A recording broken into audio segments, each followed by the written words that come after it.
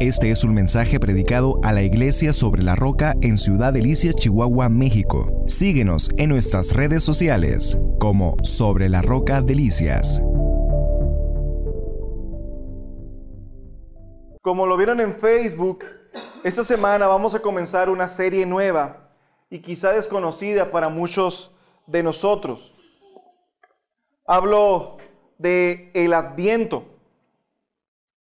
Cuando escuchamos la palabra Adviento, nosotros lo que primero hacemos es de que lo relacionamos con la Iglesia Católica. Aunque nosotros la liguemos a la Iglesia Católica, en ese tiempo en el que el sacerdote se viste de morado y todo apunta a una preparación hacia el nacimiento de Jesús, tiene que llevarnos a recordar precisamente el centro de la festividad decembrina. Se acerca Navidad y Navidad es la conmemoración del nacimiento ¿de quién? De Jesús, el Hijo de Dios. Así que es precisamente un tiempo en el cual nosotros podamos preparar nuestro corazón para conmemorar ese suceso. Pero, ¿qué es el Adviento? De hecho, la palabra Adviento proviene del latín y significa venida. La expresión completa para aquellos que no la conocen y generalmente no se menciona es Adventum Redemptoris, que significa la venida del Redentor. Se usa por la Iglesia para describir un tiempo de preparación que antecede a la celebración de la Navidad. Generalmente se ha festejado los 4 domingos anteriores a la celebración de la Nochebuena. El Adviento tiene mucha historia a través de los siglos. Según algunos historiadores, su práctica se inició entre el siglo IV y el siglo V y pertenece a la tradición cristiana histórica. Así que los cristianos de esas épocas se preparaban con anticipación, con el fin de darle todo el auge que esta celebración debe tener. Ahora, no estoy diciendo, generalmente en estas fechas hay debates, es que la Navidad es del diablo, es una fiesta pagana, o qué sé yo. Nosotros no estamos festejando un día. Nosotros estamos festejando un suceso, el nacimiento del Hijo de Dios. Así que esa es una de las celebraciones más grandes, más importantes dentro del cristianismo. Los primeros cristianos se preparaban orando, ayunando, asistiendo a la iglesia con un espíritu de solidaridad hacia los pobres y necesitados. Entonces, los próximos 4 domingos vamos a estar viendo temas relacionados a el Adviento. Creo que es necesario que nosotros abordemos este tema. En lo particular, siendo yo sincero, Navidad es un tiempo no muy agradable para mí. Principalmente me he dado cuenta que es porque yo he dado un significado que no es el que la Biblia me llama a dar. La Navidad, generalmente nosotros la relacionamos con regalos, con una familia perfecta, con una familia unida, sin diferencias ni defectos, todos sentados a la mesa compartiendo el pavo y la Coca-Cola, como en la televisión. Pero lamentablemente, cuando comparamos nuestra vida a la televisión, nos damos cuenta de que no tenemos dinero, de que nuestra familia no está como quisiéramos, de que no hay regalos como quisiéramos, y muchos cenamos y nos vamos a la cama a dormir. Así que es necesario que caminemos juntos, que meditemos y que centremos nuestra vida en la verdad de lo que significa la Navidad y que veamos en el nacimiento del Redentor la fuente de gozo para esta fecha. De hecho, la época decembrina es donde más suicidios hay. Tenemos motivos para celebrar como creyentes. Para el mensaje de hoy, quiero que vayas conmigo al libro del profeta Isaías, ya lo tienen, capítulo 9, y vamos a leer los versos 1 al 9, y después vamos a orar, ¿les parece? Dice, mas no habrá para siempre, ¿qué? Oscuridad. Para la que está ahora ¿en qué? En angustia. Tal como la aflicción que le vino en el tiempo que livianamente tocaron la primera vez a la tierra de ¿qué? Zabulón y la tierra de Neftalí. Pues al fin llenará de gloria el camino del mar, de aquel lado del Jordán, en Galilea de los gentiles. El pueblo que andaba en luz que andaba en tinieblas vio gran luz. Los que moraban en la tierra de sombra de muerte, luz resplandeció sobre ellos. Multiplicaste la gente y aumentaste la alegría. Se alegrarán delante de ti como se alegran en la siega, como se gozan cuando reparten despojos, porque tú quebraste su pesado yugo y la vara de su hombro y el cetro de su opresor, como en el día de Madián. Porque todo calzado que lleva el guerrero en el tumulto de la batalla y todo manto revolcado en sangre serán quemados, pasto del fuego. Porque un niño nos es nacido, hijo nos es dado, y el principado sobre su hombro, y se llamará su nombre admirable, consejero, Dios fuerte, Padre eterno, príncipe de paz. Lo dilatado de su imperio y la paz no tendrán límite sobre el trono de David y sobre su reino, disponiéndolo y confirmándolo en el juicio y en su justicia desde ahora y para siempre. El celo del Señor de los ejércitos hará esto. Vamos a orar. Señor, gracias por permitirnos escuchar hoy domingo tu palabra. Permíteme llevar a los oídos de los presentes tu palabra. Permíteme glorificar a Jesús. Permíteme mostrarlo como lo que es, el Rey soberano, perdonador y misericordioso. Permíteme predicar con gracia y con misericordia, Señor, que aunque es una tarea aparentemente simple, es indigna de un pecador como yo. Confieso que necesito de tu gracia y la capacitación única que viene de tu Espíritu Santo. Y tú, oh Dios, lleva la palabra predicada de los oídos al corazón. Escudriña lo más profundo de nosotros y exhíbelo. Límpialo y perdónalo. Discierne nuestros pensamientos, las intenciones y motivaciones que poseemos e inclínalas a ti. Concede el perdón y la salvación al que ha pecado, alegría y gozo al afligido, esperanza a quien la ha perdido. Sostén con tu palabra nuestra vida. En el nombre de Jesús, oramos. Hoy voy a hacer algo diferente. Generalmente lo que yo hago es que divido el pasaje en encabezados. Y los encabezados están entrelazados. Pero voy a hacer algo diferente porque quiero abordarlo por ideas que al final las ideas que voy a desarrollar van a ser una idea general que tú vas a poderte grabar. ¿Sí? Así que quiero que escuches esta idea que te voy a dar hoy para que la medites, incluso tú la puedas guardar en tu mente y recordar todo este pasaje. Dice la frase de hoy: tierra de oscuridad y aflicción, vuelta en gloria y gozo, con gran libertad y victoria por el Rey soberano. Nuevamente. Tierra de oscuridad y aflicción, vuelta en gloria y gozo, con gran libertad y victoria por el Rey soberano. Así que vamos a dividir esta frase, ¿sí?, en la primera sección, que es tierra de oscuridad y aflicción. Y vamos a hacer un viaje por el contexto y nos vamos a dar cuenta que este es un pasaje lleno de juicio. Lo primero que vamos a percibir quizás es el juicio cuando vemos el contexto, pero en el versículo 1 lo que tenemos nosotros es de que también tenemos una esperanza plasmada. El profeta habla palabras que recibió del Señor.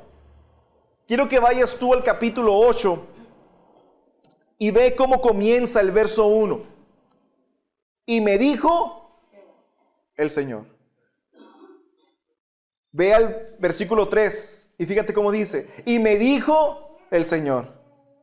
Versículo 5. Otra vez volvió a hablarme el Señor.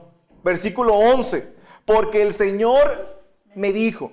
Así que el capítulo 9 está ligado claramente a las palabras que el profeta recibió de Dios. Pero pregunta, ¿de qué tratan estas palabras que Dios está hablando?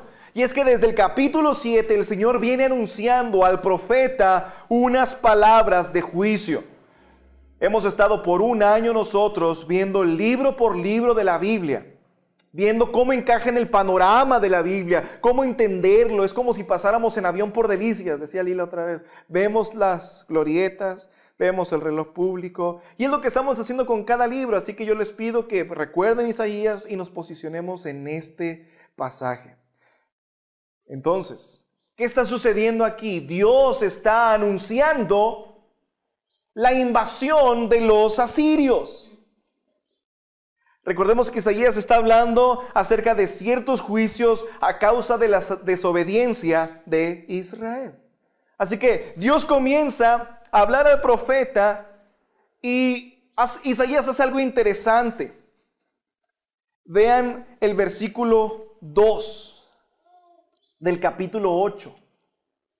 Miren lo que sucede. Y junté conmigo por testigos fieles al sacerdote Urías y a Zacarías, hijo de... versículo 1 del 8. Me dijo el Señor, toma una tabla grande y escribe en ella con caracteres legibles tocante a Mejer Salal Asbaz. ¿Sí? Y fíjense lo que dice el versículo 3. Y me llegué a la profetisa, esta es la esposa de Isaías, la cual concibió y dio a luz un hijo. Y me dijo el Señor, ponle por nombre Mejer Salal Asbaz. ¿Qué significa esto? Ya viene la destrucción y ya están los ladrones aquí. Un buen nombre para un hijo, ¿verdad? Ve lo que dice entonces el verso 3.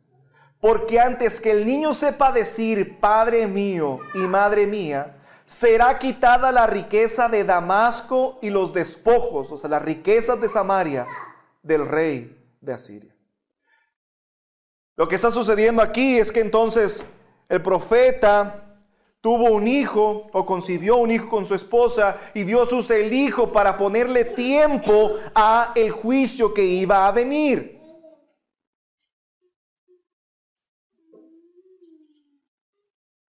La nación de Israel, entonces, al saber de este juicio, ellos pueden hacer diferentes cosas, pero ¿qué es lo que estaba? Voy a tratar de explicarlo un poco más digerible.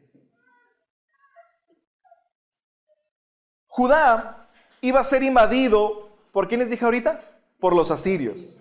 Ellos lo iban a atacar y lo iban a destruir. Y lo que está haciendo Isaías aquí es que de parte de Dios, Él está tratando de plasmar una imagen en la mente de los receptores al escribirlo. Dios usa unas imágenes muy devastadoras. Primero dice en el versículo 7 que serán como cuando se inunda el río Éufrates. Imagínate, tremendo río inundado, arrasa con todo.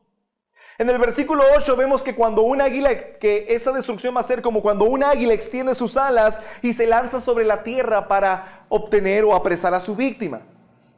El fin era el juicio de Judá, pero también servía para que todas las naciones temieran ante el Señor. Lo natural era, como dije ahorita, que entonces Israel al saber esto se iba a preparar y por lo tanto tenían que salir a pelear. La nación de Israel podía llamar a la guerra, podían armarse, podían disponerse para pelear según el versículo 9. Pero lee conmigo el versículo 10. Tomad consejo y será, profieran palabra y será, y no será firme, porque Dios está. Pregunta, ¿con quién está Dios? Con los enemigos. con los asirios. Es por eso que dice, tomen consejo y será anulado. Profieran palabra y no será firme, porque Dios está con nosotros. ¿Con quién está Dios? ¿Dios está con los israelitas? No. Dios está con los asirios, que van a venir entonces a destruir la nación, a ejercer el juicio. Y así, aunque Israel se prepare para la guerra, Dios está en contra de ellos y van a ser vencidos. El juicio vino a causa de que Israel había dejado al Señor. Él los había llevado a servirlo. Los había llamado, a servirlos. A santificarlo, dice el versículo 13, a temerle. Y si no, ve lo que dice el versículo 14. Entonces Él será por santuario, o sea, por refugio.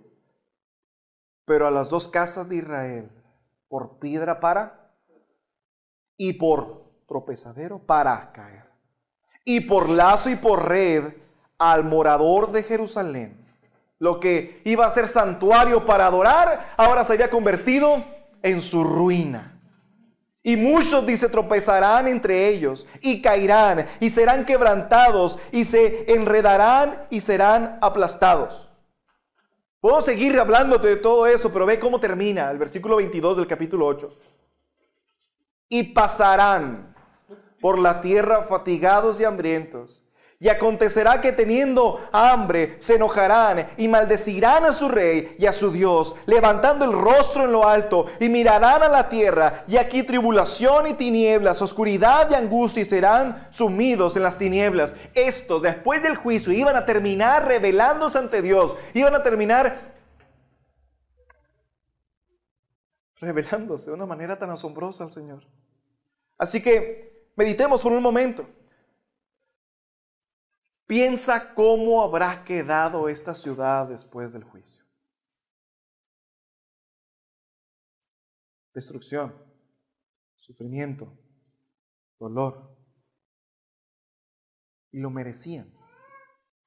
Habían dejado a Dios, a ese Dios que se había fijado en ellos, que les había dado libertad, que los había bendecido, que les había mostrado su amor. Este cuadro de juicio y de destrucción, este lugar de moradores rebeldes se ejemplifica claramente a la humanidad perdida. Una humanidad merecedora de juicio. Una humanidad que, aunque está sumida en aflicción y dolor, termina rebelándose ante su Dios. Por más que pretendamos disimular la condición de la humanidad, aquellas que se complacen en lo que Dios aborrece, no solamente camina hacia su ruina, sino que también sufre. Y somos tan necios que continuamos sufriendo y continuamos pecando. Y nos continuamos rebelándose al Señor. Dime tú, ¿qué pecado no acarrea juicio? ¿Qué pecado no acarrea aflicción? ¿Qué pecado no acarrea dolor? Así que, con todo este cuadro, con toda esta imagen, creo que podemos ver lo que dice el versículo 1 del capítulo 9. Véelo conmigo. Porque no solamente está el juicio aquí, sino que hay una asombrosa esperanza. Mas no habrá oscuridad para la tierra que está ahora tal como la aflicción que le vino en el tiempo que livianamente tocaron la primera vez a la tierra de Zabulón y a la tierra de Neftalí. Dios es tan asombroso que está decidido a mostrar su gracia a pesar del pecado de la nación. Ve la bondad de este Dios. Dios ha determinado hacer algo especial aquí. En la tierra donde hubo juicio, en la tierra donde hubo rebeldes pecadores, Dios está anunciando algo especial. Eso nos lleva al segundo encabezado. Vuelta en gozo y alegría. La tierra que estaba en oscuridad y aflicción, esa tierra sería vuelta en gozo y alegría. Inmediatamente cuando entramos al capítulo 9 nos damos cuenta de la gran esperanza que está plasmada. No todo va a quedar en llanto, no todo va a quedar en aflicción, no todo va a quedar en sufrimiento, sino que esta es una palabra de esperanza. La angustia, la oscuridad y la aflicción que crees va a terminar. Nuevamente lee el versículo 9 conmigo. Mas no habrá siempre oscuridad para la que está ahora en angustia, tal como la aflicción que le vino en la tierra, que livianamente tocaron la primera vez a la tierra de Zabulón y a la tierra de Neftalí. Pues al fin llenará, ¿qué? Fíjate bien lo que dice. Pues al fin llenará de gloria el camino del mar, de aquel lado del Jordán, en Galilea de los gentiles, el pueblo que andaba en Peor, los que moraban en tierra de sombra de muerte, luz resplandeció sobre ellos. Escucha, cuando nos encontramos en dificultades, generalmente la gente se acerca y nos dice, todo va a pasar, vas a estar bien, pero nos cuesta aceptarlo. Tendemos a fijar nuestra vista en lo que sucede y nos preguntamos, ¿qué podría superar eso? ¿Habrá algo que pueda devolvernos el gozo? Generalmente estas aflicciones vienen como resultado de haber pecado. Ahí nos sentimos desesperanzados. Con todo esto el Señor les habla palabras de ánimo, les anuncia que la oscuridad se va a volver en luz, que la aflicción y la tristeza se van a volver en gozo. Lo que se anuncia aquí es que algo iba a suceder en esa tierra. Iba a ser tan glorioso que sobrepasaría toda la aflicción y todo el dolor. Esta región fue la más... ¿Alguien recuerda de dónde fue la primera invasión a Jerusalén? ¿Por quiénes eran y por dónde vinieron? Del norte. ¿Saben dónde están estas? En el norte. ¿Saben por dónde entraron? Por aquí.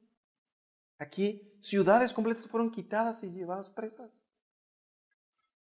Esta región fue la más afectada con la invasión, severamente dañada, por lo que fue menospreciada y se le quedó como el estigma de juicio.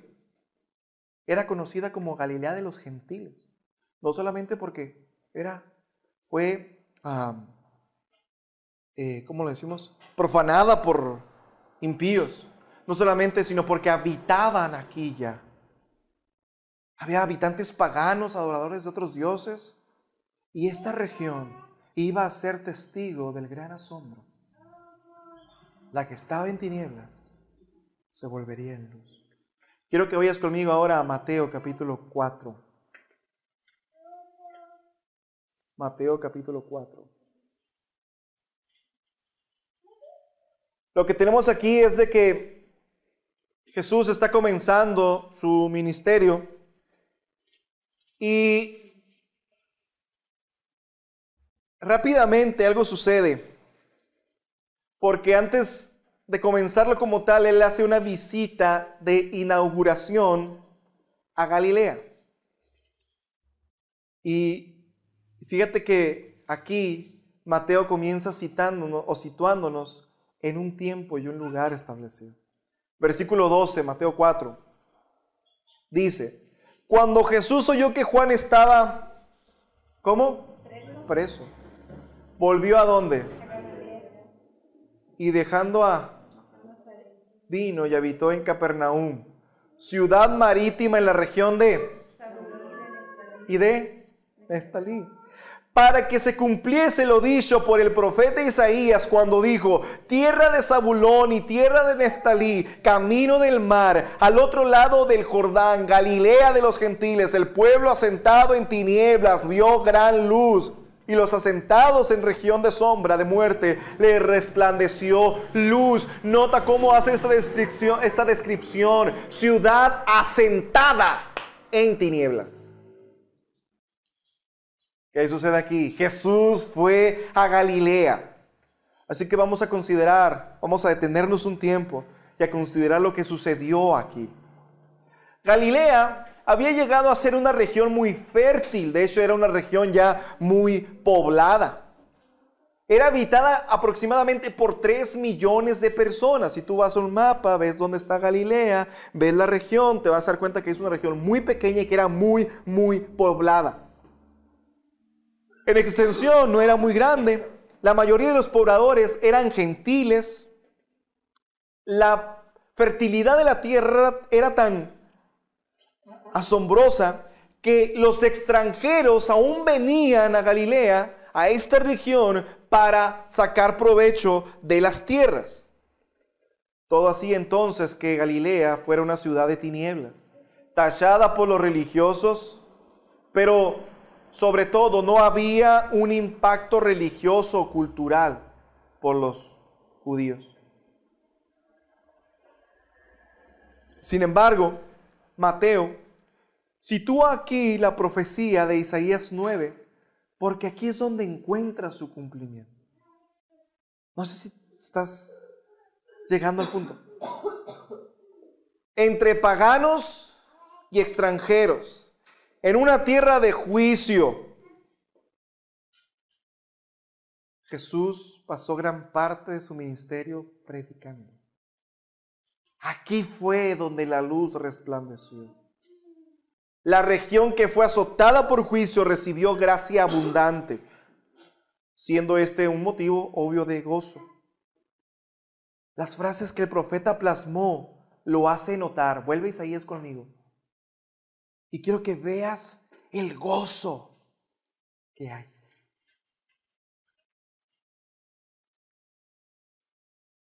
Isaías capítulo 9, versículo 3.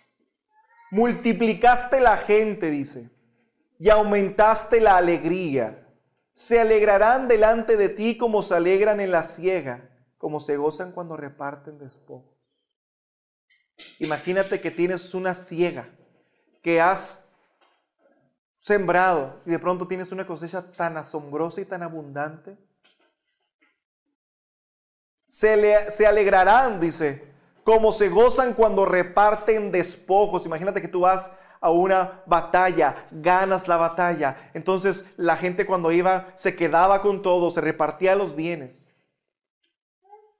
En pocas palabras, el gozo es que la nación creció y la alegría aumentó asombrosamente. Quiero que veas cómo lo dice la Biblia, Nueva Versión Internacional. Y se alegrarán ellos en tu presencia, como cuando recogen la cosecha, como cuando reparten el botín. Nuestra versión dice, se alegrarán delante de ti. Logra entender esto. Dios estaba diciendo que había juicio, que vendría, que sucedería, pero luego el profeta dice, se alegrarán estos mismos delante de ti. Ese gozo vendría porque aquellos que sufrieron el juicio disfrutarán ahora de la presencia del Señor. El pueblo, insisto, que merecía juicio, experimentó la gracia. Los afligidos experimentaron gozo y alegría. Esto es lo que hace la gracia de Dios. Jesús mismo enfatizó esta gran alegría y felicidad cuando dijo que cuando Él estaba con su pueblo era como si el esposo estuviera con la esposa, como si hubiera una boda. Así que en el cumplimiento de la profecía de Isaías, el Mateo, vemos la gracia en todo su esplendor. ¿En qué particularmente podemos identificarla? Primeramente, en que el Rey, no solamente de Israel, el Rey glorioso, pisó tierra y pisó una tierra de juicio. Quiero que vayas conmigo a Mateo nuevamente. Es más, no lo busques, aquí te lo digo para que no pierdas tiempo. Inmediatamente cuando empieza a explicar el cumplimiento de la profecía, fíjate cómo lo dice Mateo después de eso. Desde entonces, Jesús comenzó a predicar y a decir: arrepentíos, porque el reino de los cielos se ha acercado. Aquí, después de esa visita, después de que la luz fue a las tinieblas, un lugar en que la historia había marcado un parteaguas, en un lugar que se hablaba de juicio, aflicción y dolor, y que con el paso del tiempo fue estimada en poco. Una región menospreciada estaba recibiendo una bendición especial: el Mesías. Un Mesías que no vino en juicio, un rey que venía ondeando una bandera blanca, diciendo: esos de juicio, arrepiéntanse, vengan, sométanse y gócense.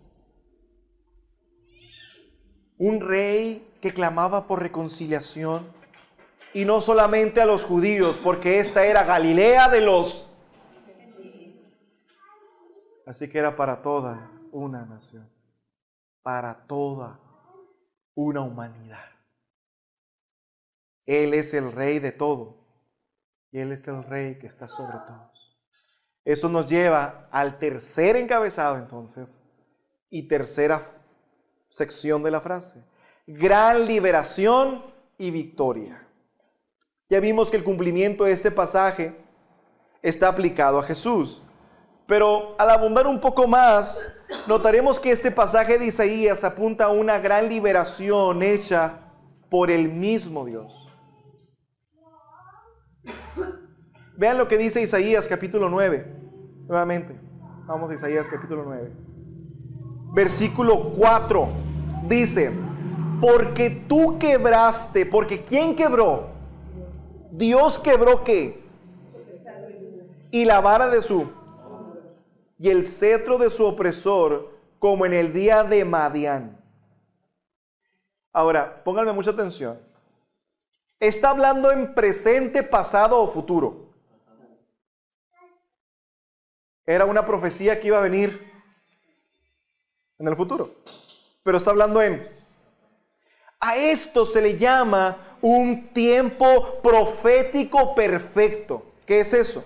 Ese es un término que se usa para hablar de profecías futuras que están ya anunciadas, no condicionadas a nada, sino establecidas a suceder. ¿Me explico? Hay profecías que, por ejemplo, anuncios de juicio, como Deuteronomio, ¿recuerdan 28, donde dice: si tú haces esto, va a pasar esto, si tú haces aquello, va a pasar esto? Los juicios que daban los profetas en realidad eran anuncios y eran advertencias, iban a venir o iba a suceder lo que la nación dijera o decidiera. Pero aquí no está condicionado a nada, simplemente está diciendo el Señor: tú quebraste su pesado yugo y la vara de su hombro y el cetro de su opresor, como en el día de Madián. Es decir, eran cosas que iban a suceder sí o sí. Aquí vemos que la profecía está hablando de cómo el Señor iba a quebrar su pesado yugo, una vara y un cetro opresor, todo comparado a una liberación como en el día de Madián. ¿Alguien ha leído eso? ¿No se acuerdan? Lo vimos, de Madián. ¿Recuerdan a Gedeón? Bueno, está en Jueces capítulo 7. Les voy a contar un poco para los que no se acuerdan de esta. Esta lucha fue una lucha librada por un hombre llamado Gedeón. Era un juez. En medio de una crisis, la nación se iba a enfrentar a los madianitas. En toda esa historia, nosotros la vemos en el capítulo 7 y 8 de Jueces. En esta historia pasa algo muy particular. ¿Qué es lo que pasó ahí? Dice que había un gran ejército con Gedeón. Y Dios le habló a Gedeón y dijo: ¿sabes qué, Gedeón? Son muchos. Eran bastantes. Son muchos, Gedeón. Diles que los que tengan miedo se regresen. Y dice que se regresaron 22,000. Y quedaron 10,000. Y todavía le vuelve a hablar Dios y le dice: ¿sabes qué, Gedeón? Todavía son muchos. Y los llevó a ¿recuerdan? Que los llevó a como un lago, y luego que como para tomar agua y como tomaran agua. El caso es que, para no hacer la historia tan larga, léanla, quedó con 300. Dios quería que el pueblo supiera que la victoria no iba a ser por los hombres, sino que iba a ser por Dios. Ahora, ¿qué sucedió en esta historia? Los hombres ni siquiera luchan. Los ejércitos comienzan a pelearse entre ellos, los contrarios, y terminan huyendo. Y es así que finalmente Gedeón captura a los líderes y Dios le da una victoria total. ¿Haciendo qué? Esta es una de las más grandes victorias de la Escritura, que relata el poder de Dios. Así que los receptores de aquí primero sabían de qué lugar se estaba hablando, al ser Isaías, qué profecía estaba dando y estaba sabiendo a qué lucha se estaban refiriendo. El Señor le dice, va a ser una liberación como aquella victoria, como en el día de Madián. Este es el mismo tipo de victoria que traerá el Mesías. Una liberación total y completa. Ve lo que dice el versículo 5. Porque todo calzado que lleva el guerrero en el tumulto de la batalla y todo manto revolcado en sangre serán pasto del fuego. ¿Sabes qué significa eso? Esto es lo que se hacía cuando la batalla había terminado. Ya. Terminado así. De todo.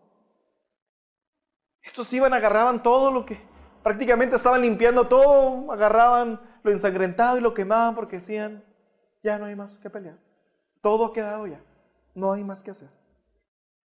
Ya no hay enemigos. Es una liberación total. Pero pregúntate por un momento, ¿Israel siguió teniendo enemigos, sí o no? ¿Sí? Entonces, ¿a qué liberación se refiere? A una liberación que sería hecha por el Mesías, no en el plano físico, sino en el plano espiritual. Jesús no vino a librar una batalla física. Él vino a librar una batalla espiritual. Vino a libertar del pecado y del dominio de Satanás. Jesús vino mostrando el poder de Dios. Fue un hombre que fue Dios y que destronó los poderes de las tinieblas. Y los evangelios tenemos esa batalla respaldada por Dios con un solo hombre enfrentándose a los ejércitos de los infiernos. Jesús nunca agarró a golpes a nadie y los demonios huían. Con solo hablar, las enfermedades se iban. Los cojos andaban, los ciegos veían, los mudos hablaban. ¿Por qué? Porque era el Mesías. En los evangelios tenemos una guerra espiritual librada por el Hijo de Dios. Jesús es el Mesías. Jesús tiene poder y dominio sobre todo. Pablo dice que Él exhibió públicamente a las potestades, a las huestes demoníacas y terminó finalmente con el poder del dominio de la muerte. Este Jesús se ejecutó una victoria completa en el ámbito espiritual. Una victoria que aún tiene impacto en ti y en mí hoy. Así que vamos al último encabezado. ¿Quién fue el que cambió la tierra de aflicción, de oscuridad y aflicción, en tierra de gozo y luz? ¿Quién fue el que libertó con una gran victoria? El Rey soberano. Isaías se centra ahora no en la condición de oscuridad, ni en el gozo y alegría, ni mucho menos en la gran liberación, sino en aquel que ejecutará todo esto. ¿Saben quién es? Un niño rey. Tan asombroso es que la descripción que tenemos aquí debería impactarnos a nosotros. Ve lo que dice el verso 6, porque aquí comienzan a describirse ciertas cosas de este niño rey. Primero, porque un niño nos es, hijo nos es, y el principado sobre sus hombros. Ahora, en el capítulo 7, el profeta ya ha hablado de un niño.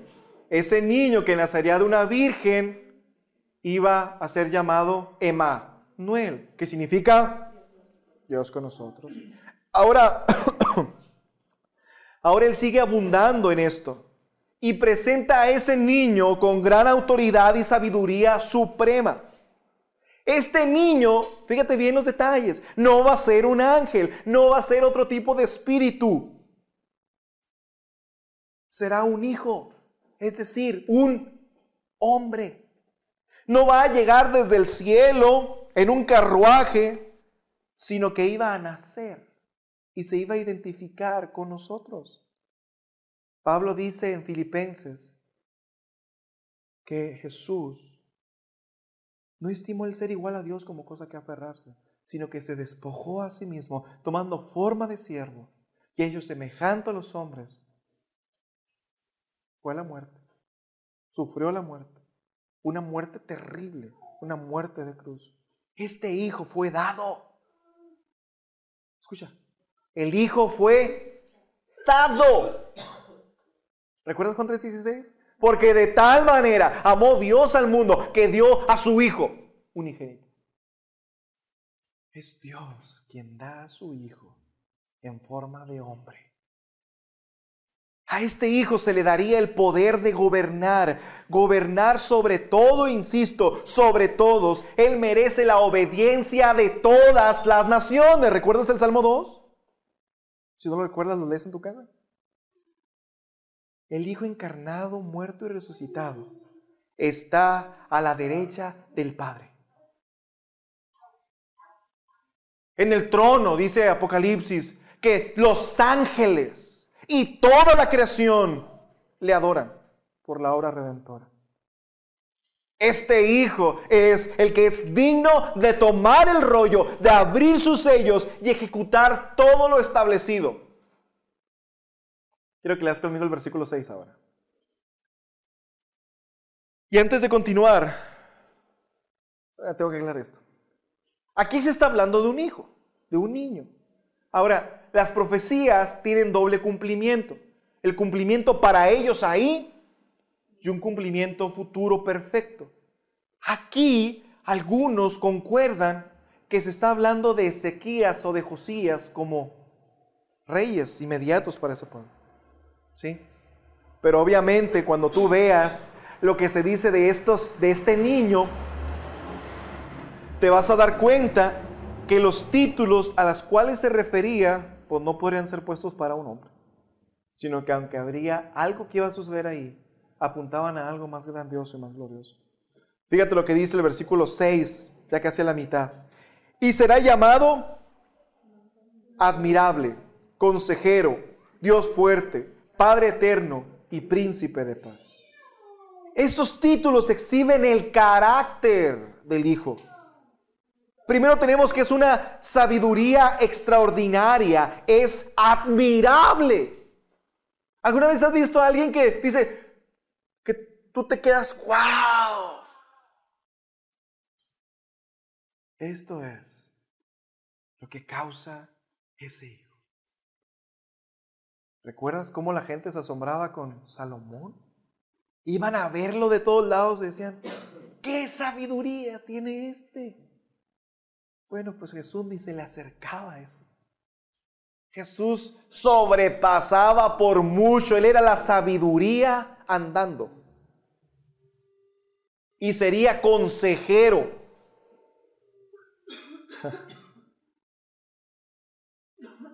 Adán y Eva tuvieron un muy mal consejero en el huerto de Edén. ¿Quién fue? La serpiente. Ellos escucharon y obedecieron, y ahora este consejero será un consejero que vendría a indicar el nuevo camino. Spurgeon dijo, oh amados, era necesario que el mundo tuviera un consejero para restaurarlo, si tuvo un consejero para destruirlo. Este niño sería admirable, consejero. Y a ese consejero, tú y yo tenemos que escuchar y someternos. Luego dice, Dios fuerte. Este niño sería Dios. Estará lleno de la fuerza divina para regir fielmente. Un comentarista dijo, este rey tendría la verdadera fuerza de Dios, una fuerza tan grande que podrá absorber todo el mal que se le puede echar hasta que no quede mal que echar. Este soportará lo que nadie puede soportar. Este es Dios fuerte encarnado, capaz de sufrir la ira de Dios en la cruz por amor a los pecadores. A menos que ese Dios sufriera la ira, ninguno de nosotros pudiera ser libre de pecado. Este niño no solamente será consejero, admirable consejero, Dios fuerte, sino será Padre eterno. Generalmente cuando nosotros leemos este versículo, tendemos a pensar que se está hablando acerca del Padre, pero es una expresión que se refiere a que Él vivirá y reinará por siempre. El Padre es autoridad. Así que la idea de esta frase hebrea es que Jesús es la fuente del autor de toda la eternidad, que Él es el creador mismo. ¿Recuerdan lo que dice Santiago? Porque toda buena dádiva y don perfecto desciende de lo alto, del Padre de las luces. El Señor es el Padre de los espíritus. Es decir, Él está por encima de todo. Este es Padre eterno. No el Padre literal de Jesús. Y finalmente tenemos Príncipe de paz. Él establece y preserva la paz verdadera.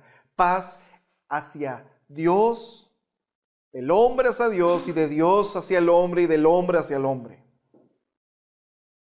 Este es el príncipe que logra una paz que ninguna guerra puede lograr. Es el príncipe de paz. Y para concluir, lee conmigo el versículo 7. Dice, versículo 6. Lo dilatado de su imperio y la paz no tendrá límite sobre el trono de David y sobre su reino, disponiéndolo y confirmándolo en juicio y en justicia desde ahora y para siempre. El celo del Señor de los ejércitos hará esto. Como podemos notar aquí, tenemos las características ya no del rey, ya no del niño rey, sino que tenemos las características del reino de ese rey. Su reino primero será universal. Él reinará en el reino de David, su padre. Habrá paz infinita. Su reino será invencible, justo y se preocupará por el desprotegido. Y la expresión final dice, el celo del Señor de los ejércitos hará esto.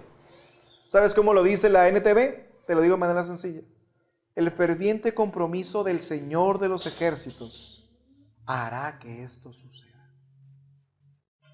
Es el Señor diciendo, los amo. Y estoy comprometido a cambiar las tinieblas por luz, la aflicción por gozo, la tristeza por alegría. La nación de Israel tenía una esperanza. Estas palabras debían ser atesoradas por el pueblo de Dios. Que en medio de toda la aflicción, en medio de toda la oscuridad, en medio de todo lo que estaba pasando, son palabras de consuelo, de liberación, de gozo y alegría. De las tinieblas del mundo, pregúntate, y me gustó mucho lo que Ali dijo al inicio, pero medita en esto. Juan dice que Jesús, o en el Verbo estaba la vida. Esa vida era la luz de los hombres. Las tinieblas la luz en las tinieblas resplandece, y las tinieblas no prevalecieron contra ella. De un mundo caído en tinieblas, en aflicción, en dolor, de pronto, de esa misma oscuridad, la luz comenzó a brillar. Fue una luz tan incandescente que trae lo que nadie jamás ha traído. Jesús es el gozo, Jesús es la esperanza, no solo de la nación de Israel, ni para la región de Galilea, sino para el mundo entero. El Hijo de Dios nació. Él es capaz de cambiar la aflicción y tristeza en gozo. Él, a través de su mensaje predicado y a través de su muerte y resurrección, ofrece esperanza y libertad. Este pasaje nos muestra la gloria y la gracia de Dios dispuesta para el pecador. Tú y yo hoy podemos encontrarnos en aflicción, desesperanza, oscuridad, necesitados del gozo. Pero te digo algo, hay esperanza en Jesús. Quizá el pecado te ha traído aflicción y no sabes qué hacer. Yo sí sé. Acércate a la luz. Este mismo Mesías está disponible para ti. El gozo y la alegría pueden ser para ti. Ahora, estamos en un momento tan dichoso porque la nación de Israel no sabía qué quiere decir esto. Lo podían medio discernir. Aún en el tiempo de Jesús, batallaban para entenderlo. Pero nosotros hoy lo entendemos a la perfección. Vimos su cumplimiento, vimos sus efectos en el mundo, vimos que ese niño de verdad es rey y reina sobre la muerte resucitando. El Mesías sigue siendo todo: alegría,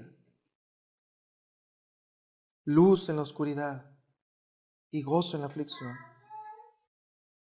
Este tiempo que nosotros vamos a vivir, este tiempo en el cual nosotros vamos a comenzar, si tú inicias hoy, diciembre, pensando en la cena, pensando en los regalos, estás mal. Estás menospreciando lo que Jesús hizo.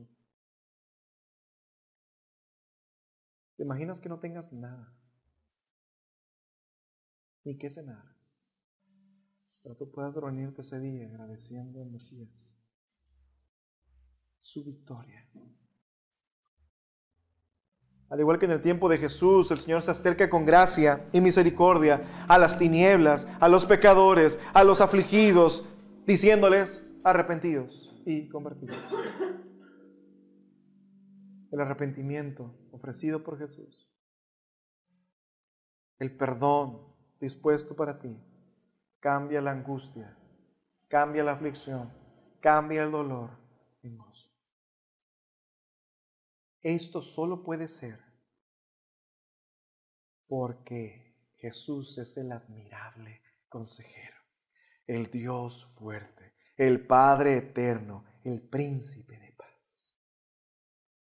Así deberías tú comenzar este tiempo de Adviento meditando en la obra de Jesús, en el impacto sobre tu vida y la necesidad que seguimos teniendo de Él. ¿Por qué? Porque cuando te juntes con tu familia, cuando tú veas lo que sucede, cuando tú veas a tu familia afligida, es necesario que ellos conozcan a este Jesús. Este es el verdadero significado de la Navidad. Y te repito la idea para que tú la guardes en tu corazón. Tierra de oscuridad y aflicción, vuelta en gloria y gozo, con gran libertad y victoria por el Rey soberano. Vamos a orar. Señor, tú has sido bueno. No hay nadie como tú. Tú eres el Rey, tú eres el Señor, tú eres quien nos sostiene. Pero Señor, es necesario que nosotros pongamos y fijemos nuestra vista en ti. Que nosotros podamos meditar en que hay perdón si hemos pecado, que hay gozo si estamos tristes, que hay alegría si hay aflicción. Qué gozo más grande es que aquellos que merecían juicio, luz les fue enviada, gracia les fue manifestada. A nosotros, humanidad perdida y rebelde, Señor, nos has extendido misericordia y paz. Déjanos aceptar tu gracia, déjanos aceptar tu misericordia. Concede la conversión de nuestro corazón, que podamos nosotros vivir para tu gloria. Señor, aviva nuestro corazón, aviva lo que somos, aviva lo que tenemos para tu gloria. Este es un mensaje predicado a la Iglesia Sobre la Roca en Ciudad Delicias, Chihuahua, México. Síguenos en nuestras redes sociales como Sobre la Roca Delicias.